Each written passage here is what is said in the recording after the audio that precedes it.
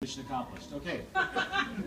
So this is a question and answer type thing because I'm kind of a terrible speaker when there's nobody to work with me. So I'm going to need a straight man. Somebody has to ask a question. Here we go. First of all, I want to thank you for Butters. Yeah! You are welcome for Butters. Will we ever see Mavra again? Yes. Yeah. That's one of the rare times I give you an unequivocal answer. Oh, and in magenta shirt here. You totally got me on the April Fool's Day joke. Oh, I totally got you on the April Fool's Day joke? I will tell the people who perpetrated that. I thought that was hilarious. The Harry Dresden Broadway musical. Because they dropped just enough names to make it seem like, well, yeah, maybe. I mean, they did the Spider-Man musical, so I thought that was fairly brilliant. Right here. How do you push past the part when you're reading it and you look at it and you say, oh my God, I think this is total crap? How do you push on to finish it? Okay, how do I push on to finish the book when I get to the part and I'm reading it and I think, oh, it's total crap, and how do I keep going after when I hit that what I'm writing? I mean, everybody else loves it, but you look at it and you're going, this is not what I wanted it to be. Well, often what I do is I go to the refrigerator and I think to myself, this will be empty if I don't get back to work. So that's a really subjective sort of thing, and as a writer, you got to realize that just because you think it's awful and it stinks and your instincts are screaming at you that it's terrible, sometimes that's just an emotional reaction that doesn't actually apply to what you've written. A lot of times I'll go back and look at stuff that I thought was awful when I was getting it done, but I'll go back and read over it at the end of the book and go, oh, I don't see what I was so upset about. That's fine. So it's one of those things that you just have to have a certain amount of professionalism to keep going. Green shirt. So you've done the fantasy, you've done the urban fantasy, you're into steampunk. Would you ever consider like cyberpunk? Would I ever consider writing cyberpunk? Since I've done fantasy and urban fantasy, and now I'm doing a steampunk series. Sure, I guess. I mean, it's not really my favorite genre, but I could do some kind of Matrixy thing if I wanted to. I don't know if I'll ever go and do that because I'm a fantasy author, sir. Unless I write some. I mean, there's some serious science fiction that I want to write that's based around Camelot. But anyway, that's my thing. Right over here. Could you give us any more information about the summer court and what their specific role is? Could I give you more information about the summer court or what their specific role is? Yes, of course. Next question. Over here.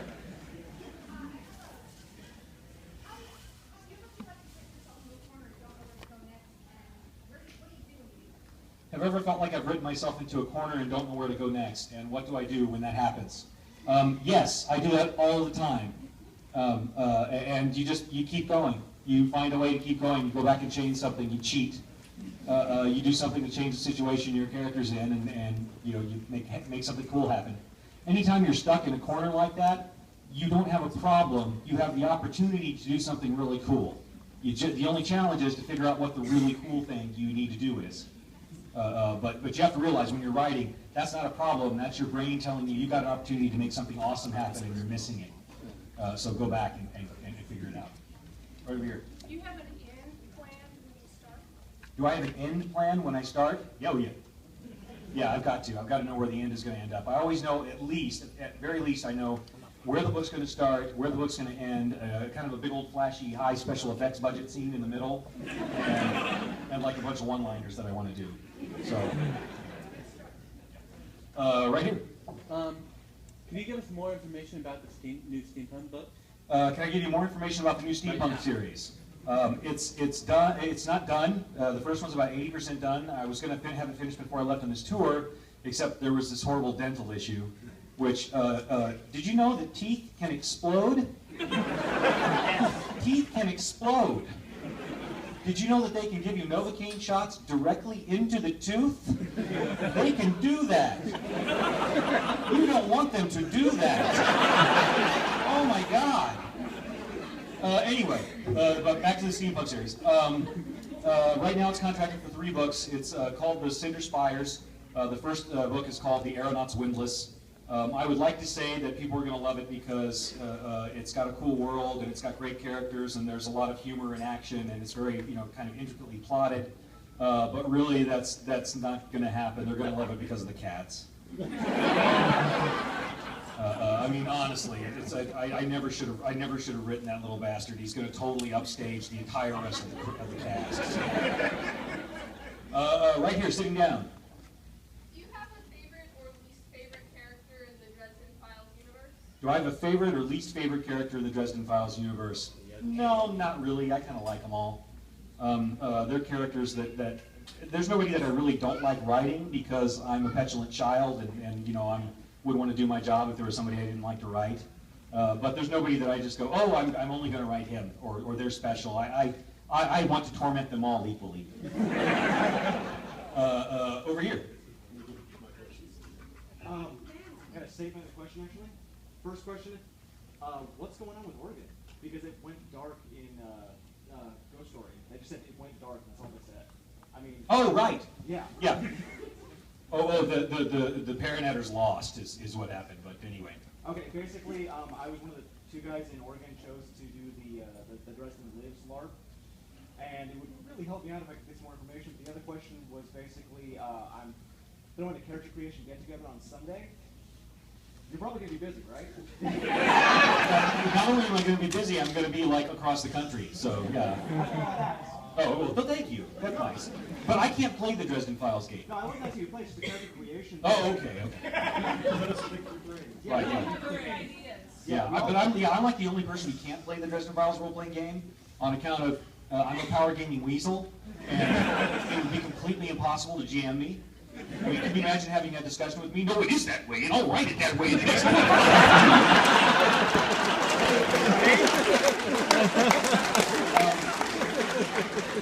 And yet, if I'm the GM, it's too much like work.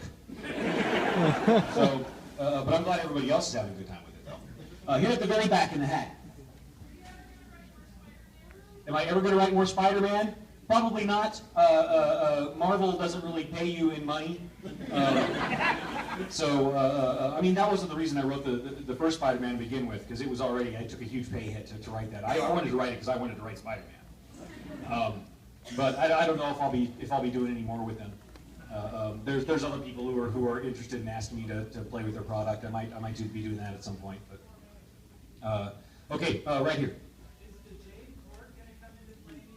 Is the Jade Court going to come into play anytime soon? Only if they're kind of isolationists. I mean, they're isolationists where they like to stay inside China. Actually, they don't even like to stay inside China. They like to stay inside Chin. They don't really believe in this newfangled China concept. So really, you won't see them. We might see an agent of theirs at some point. But anyway, right back here in the middle. Hi.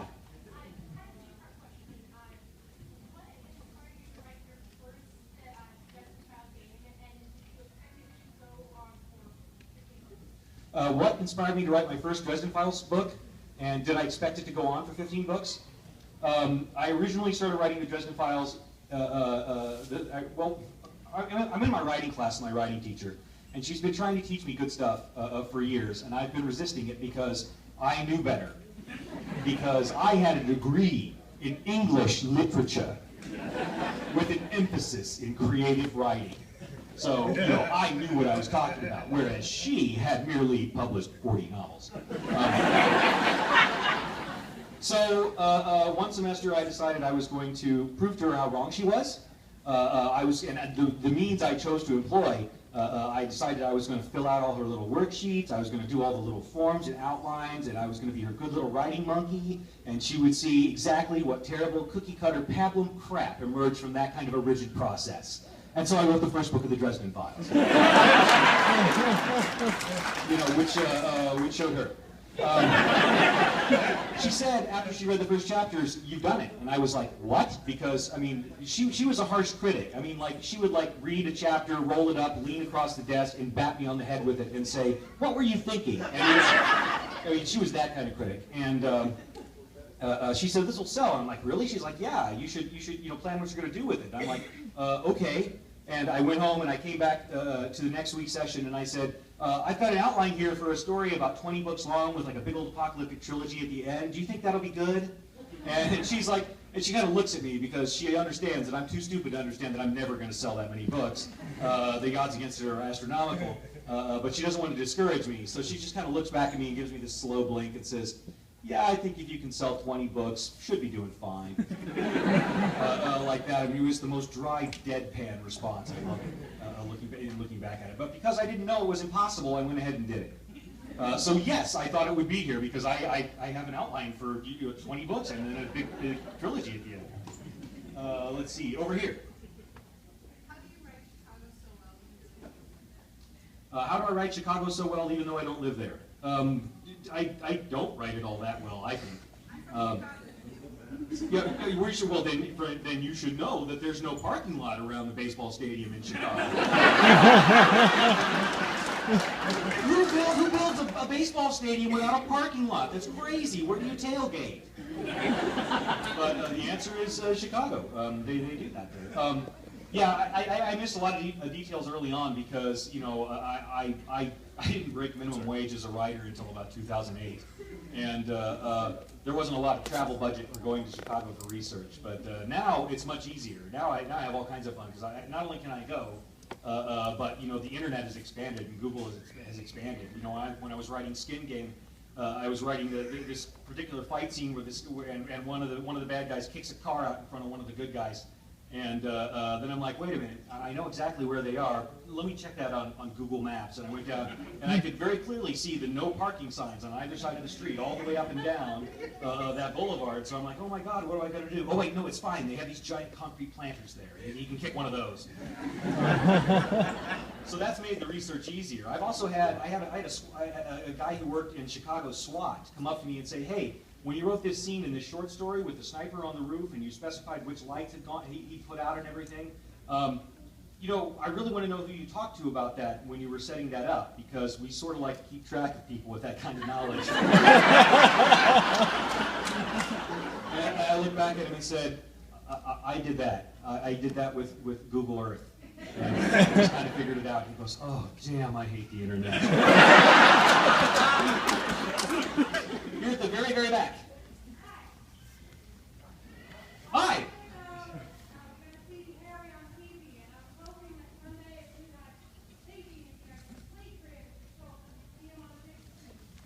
Oh. In point of fact, the option has been let out again. It's been I've optioned it again to a production company. I'm not at liberty to tell you who at this time, but they did have a large movie come out this summer, and I suspect most people in this room have already seen it.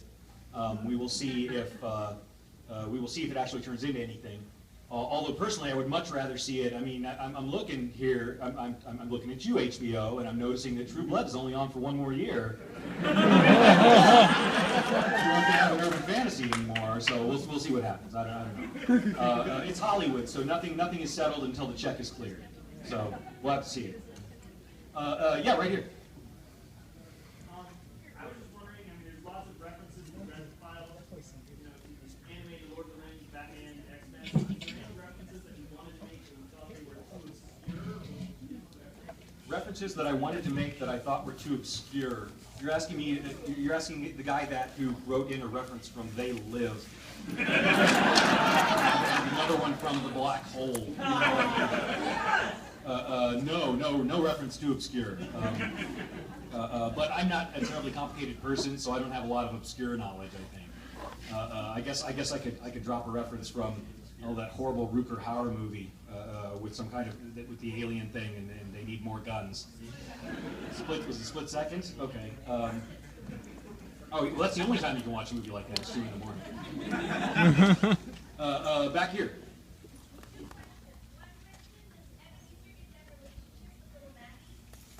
One question: does Ebenezer get to have a relationship? That's the first question.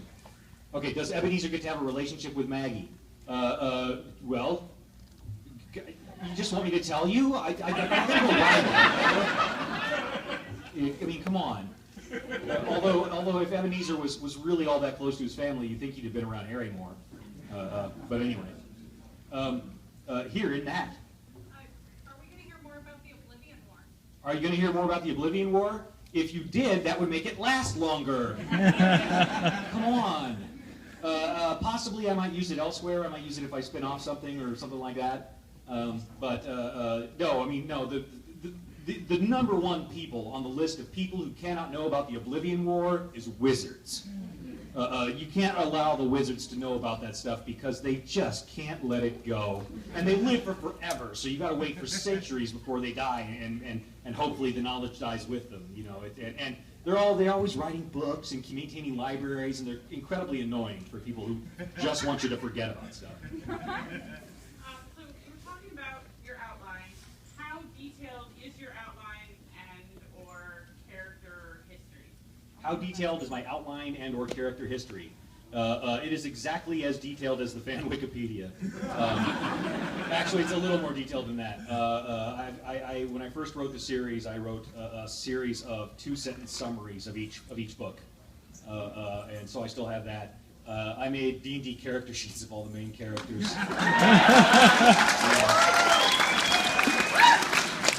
So I still have that, you know, but most of it's a good part of it's in my head, or it's scattered through a couple of dozen notebooks that are lying around inside my room at home. So over here. Of all the characters you've killed off in either Codex Alera or Dresden Files, who is your favorite and/or hardest to kill? Of all my characters who I've killed off inside the Codex Alera or Dresden Files, who was my favorite and/or hardest to kill? It was probably hardest to kill the character Sarai in Academ's Fury, because she was awesome, and it was a hard death. I mean, that was where I went, oh, I made you so I could kill you right here, and I made you cool so people would buy it, but you know, this is really hard to do this. Sorry, honey. Gaius probably had the best death. That was one that was the most fun to write. Well, I mean, there was this one other guy that I killed once that was a little bit more fun, but that was for a whole different reason. Back here at the back wall, under the exit sign.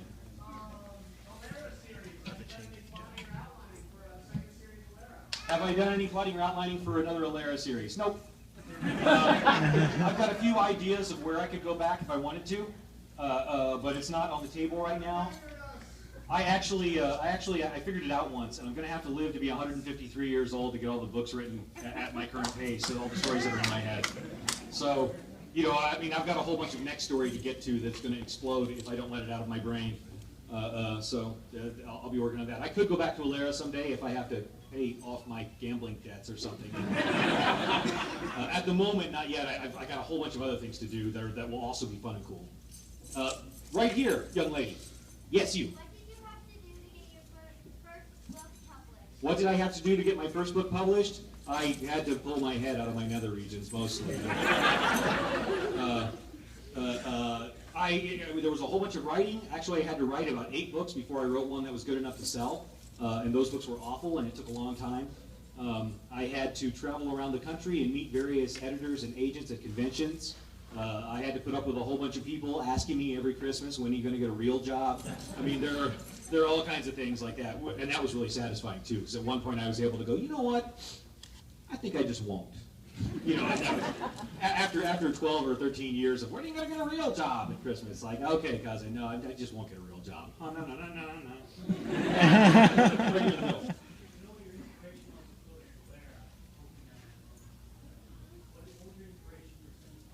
What was my inspiration for the Cinder Spires? I was at a LARP one night, and the game wrapped up at about 5 in the morning. And I decided that I wanted to just drive everybody home and sleep in my own bed instead of sleeping in a tent for 3 hours and then driving home. So I'm in the car with a carload of sleeping teenage boys, because though they swore to stay awake and help me stay awake all the way home, they promptly fell asleep. So I had 9 Inch Nails' Downward Spiral in the CD player playing real loud to help keep me awake. And as I was driving and the sun was coming up on the east, there was a huge electrical storm rolling in from the west. And basically, I found myself in a race with this storm, trying to get to the eastbound highway so that I could stay ahead of it as it kept coming closer and closer. And it was a big, nasty electrical storm with a great, big front in front of it with hail and lightning coming down like pow, pow, pow, just constantly coming down. And two 9 Inch Nails while I'm doing that. I'm like going, okay, 80, 85, 90. I can get ahead of this thing. I can do this. And while that was going on, this scene started playing in my head that turned into the opening chapter of Cinder's Fire. So that's where that came from. It was electricity. I wondered, when you started the series, did you know how you were going to end it, and have you kept that ending in mind, or had it changed as you... No, when I started the Dresden Files, I knew how I wanted to end it. I kept it in mind. I haven't changed my outline. I've changed the order of some of the events, story events that have happened since the beginning. But so far, it's you know, I think I'd be a little dumb to tinker with it. It seems to be working. So 25-year-old me was not real bright, but he apparently was onto something right here. So I'm gonna continue to trust him. Seems like you were really mean to Harry and Molly. Yes. What is your question? You definitely seem to have thrown them both to winter with that. What was your reasoning for that versus, say, the other people that wanted that? Oh, okay. What was my reasoning for throwing Harry and Molly to winter versus, because he says it seems that I'm really mean to Harry and Molly. You know. But why throw them to winter instead of somewhere else? Because winter's the worst place for them to be, and that's why. Really, I mean, it's. And let me be clear, okay? Let me say this unequivocally right now. I don't enjoy torturing my characters. I enjoy torturing all of you.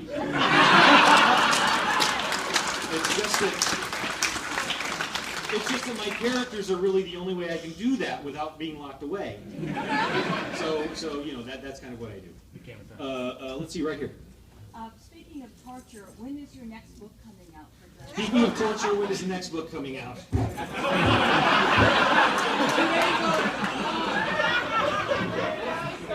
I worked 6 months on one of these things, and you guys are like day and a half. Okay, now, don't get me wrong, that's an awesome problem to have. But I don't know, I'm going to have to write it first. I've got to finish Cinder's Fires. I should be starting next Dresden by July, and we'll see how long it takes me to get it written. This year's been kind of a really slow year because I've done more traveling so far this year than I have in the previous 3 years combined. So between that and blowing out my arm and having to go through physical therapy where I couldn't write or type for more than an hour a day, it's been kind of a slow year product-wise. But anyway, right here. Comment and a question. First, thank you for staying true to Harry's inner goofiness and not allowing him to become too much God mode every time that happens. Oh, you're welcome for me maintaining Harry's internal goofiness. Yeah, he's never going to get away from that. Quite endearing. Second, I'm one of the people who's going to be playing in his LARP. I'm going to be playing something that is fey and bloody, and I'm wondering if, okay, the Paranotter's lost to something, so I wonder if you could give more details on that, because when I get here in all my bloody feyness, I want to know if I'm going to want to cuddle up and make friends with the thing that beat the Paranetters, or if I'm going to want to eat its face. Oh, you're never going to want to cuddle up with a thing that made friends, that beat the Paranetters. So But they might be my friends and cousins. Probably not. Probably not. My dad's not around. No, but you're trying to trick me into telling you about the next book, and it's not going to work. Right here behind her. First off, 5 hours for skin get. 5 hours? You had in 5 hours? You had skin give me 5 hours.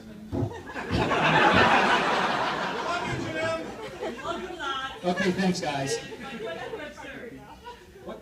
And my question, sir, is, are you ever going to stop just ah? That's all I'm gonna say. Am I ever going to stop just ah? Okay. Hades. All I'm saying. Hey, no, hey, will you stop? Would you not spoiler anybody? I mean, be conscious of this. There could be a riot, and I'm up at the front. Okay. Back here.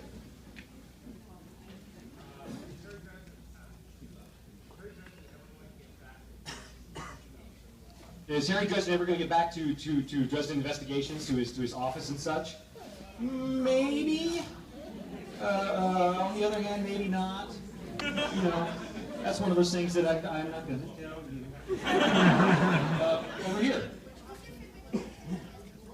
Who's my favorite character in the Dresden Files? I like writing Bob the Skull because he can now be with it, and I like writing Mouse because because Mouse is really suaver and more cool than Harry Dresden. I mean, seriously, Mouse is like Bond. But anyway. Well, it's not hard to be. It's not too hard to be much smarter than Harry Dresden. But right back here. Yes. You mentioned Bob, and I have to say that seeing the Dresden Files on TV and Bob not being a star was kind of a drag. How much creative control do you have once the product has been watched by television or movie? You know, How much creative? Murphy was a brunette, not a blonde in the TV, for example. Okay, for example, how much creative control do I have over the Dresden Files once I've signed it over? That depends entirely upon the contract you sign. For the first one, I had no editorial or authorial input whatsoever, or at least none on paper. But it turns out that Robert Wolf, the guy who was on the ground making most of it, is a Roman history nerd who also runs his own D&D game. So we got on pretty well. Well, I mean that's open to it. But the characters were nothing like my characters, and that's open to interpretation. See, the point is, if we would have wanted to have Bob the Skull, either Bob the Skull would have, as a skull, either he would have eaten up the entire special effects budget for every episode, or they would have had to use a puppet like the cat on Sabrina. The thing is, it doesn't cost me anything extra to blow up Chicago. It costs me no more to destroy the city than it does to leave the city standing when I'm writing a book. It's a little bit different than that in TV. As far as Murphy goes, yeah, she was a brunette, but on the other hand, that actress was the only one on the set who actually read the books. So, Valerie,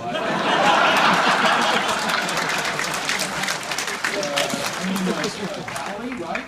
She was good. Yeah. But so I'm prepared to cut her some slack, though. So. Okay, one more question. All right, one more question. Okay, right back here. Yes. What was your inspiration for the personality of Bob? What was my inspiration for the personality of Bob? Bob is like my inner puerile 14-year-old. He was originally an NPC in a Warhammer game that I ran. Only he was a servant, and in Warhammer, the Warhammer game, all these other classes that you play get all these skills and stuff and so on. Servant only gets one skill, and it's dodge blow. You know, so, and Bob happened to be an elf. I had to name him, and I had to name him on the spur of the moment, so I named him Bob, and he was an elf. So from then on, he was Bob the Elf. And he was kind of the mouthy sidekick to one of the characters in the game, and ran around just being a mouthy sidekick all the time. And so I decided to write Bob the Skull, so he would be a mouthy sidekick. Initially, I told my writing teacher, I'm going to give him this kind of assistant, like this assistant spirit that lives inside the skull, this assistant spirit that he's going to go to for information when it's super specialized magic stuff that he doesn't know about. And she says, all right, well, that'll be fine, just as long as you don't make him a talking head. Which is writer speak for characters that just show up and dispense information and then go away and have no other participation in the story, like in all those 50s pulp movies. As you know, Bob, the worker ant's genetic makeup is such that, so I decided to take the as you know Bob and make him Bob, Bob the Skull, a literal talking head. I handed that over to her and she read it, looks at me and says, you think you're cute, don't you? Okay, we're going to get some books signed here, but first, before we do that, everybody stay where they are. Janessa Allen, are you here, please? Janessa Allen, where are you? Could you stand up, please? Hi, Janessa. Oh, you're adorbs. Okay. Oh, well, not just you wait. Well, go ahead.